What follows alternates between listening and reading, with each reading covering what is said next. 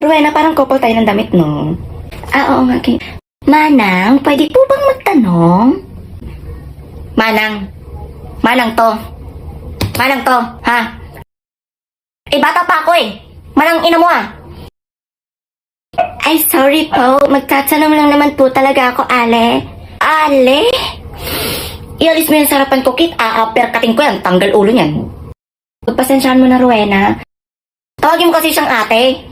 Pagpasensyahan niyo na po ako, ate. Tatanong lang po talaga ako.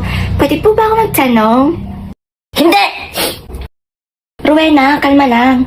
Ano ba kasing tatanong mo?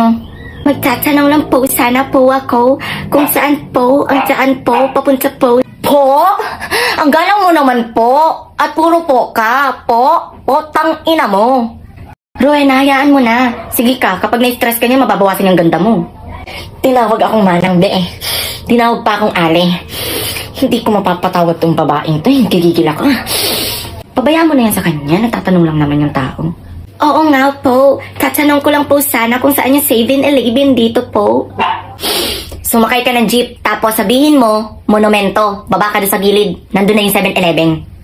Okay po. Sasakay po ako sa jeep. Pwede po bang card yung pambayad ko sa jeep? Try mo, be! Tingnan lang natin kung hindi yan ipokpok sa'yo na driver sa ulo mo. Hindi gigil ako sa'yo. Umalis ka sa harap namin. Okay po. Pambihira naman yung babaeng yun. Sa halagang 9 pesos, ika-card pa. Inom tayo! Utang ina, sila ng araw ko.